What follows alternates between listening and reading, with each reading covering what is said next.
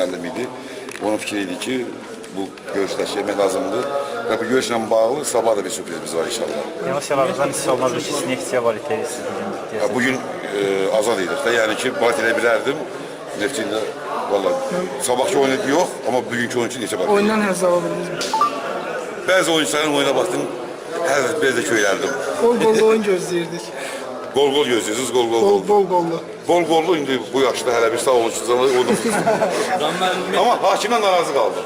Hakim oyunu artıq gider, artıq apardı. 5 dəqiqə artıq oyunu. Belə hakimlik olmaz. Hakim istefa. Harun müəllim, nə deyə bilərsiniz? Etiraz edin.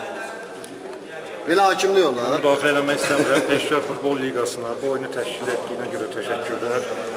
19-20 il geriyə qayıtdıq və həqiqi mənada xoş hisslərdir. Bir daha təşəkkür edirəm. Sağ ol.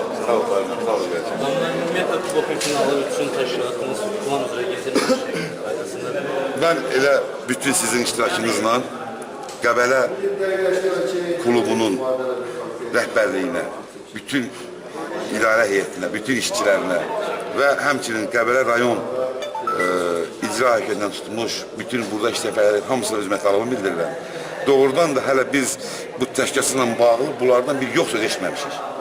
Demək olar ki, bizdən çox onlar təşkil edir hər şey. Və hər şey güzel gedir, işlərimiz plan üzrə gedir. İnşallah birinci görüşümüz, tədbirimiz yaxşı alındı. İkinci tədbirimiz də inşallah yaxşı alınacaq. Sabahlarımız iştirakından oyunumuzu bitirəcək. Ümumiyyətlə, azarkeşlərə bir PFV rəhbəri olaraq sabahlarınız var, nə deyə bilərsiniz? Azarkeşlərə onu xahiş edirəm ki, hər iki komanda öz istədiyimiz komandadılar və hər iki komanda Avropa Liqasında vəsailə qazanmış komandadılar. Hər ikisi bizimkilərdir. Hər iki komandaya uğurlar arzulamalıyıq və yaxşı kim güclüdür, o qalib gəlsin və mənə gəlir ki, hər iki komanda bu uğurlarında hər iki azarkeşlər dəstəkləməlidir bir-birini. Ona görə ki, Avropa oyunlarından qabaq bu bizim son oyunumuzdur və bunlara uğurlar arzulamalıyıq. Təhlükəsizliklə bağlı. Təhlükəsizliklə bağlı biz elə bir zamanda yaşayırıq, heç bir problem yoxdur, inşallah olmayacaq. Bugünkü oyunla maraqlısınız. Bəli. Bugünkü oyunla oyunla qorxurdum, təhlükəsizliklə bağlı yaxşı tutardı inşallah. azarkeş marağı yox səviyyəsindədir.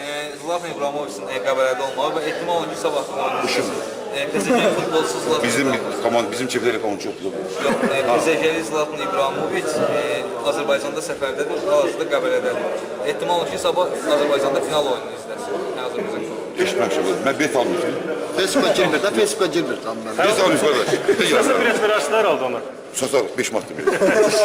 Amma Kubokun da finalımız, Kuboku gətirməsi vertolyotla, helikopterlə gəlir düşəcək. Nə? Belə bir şeylər deyil. Ha, veterine sonra bura hala qardaş. Qoy sözü dostlar sən. Stadiona helikopter balaca. Helikopter nədir? Gətirib düşürdəcək ortalığa. Əli özünə yenə başlasın. Paraşütlə düşəcək, paraşüt. Deyin, sözünüz nədir başqa?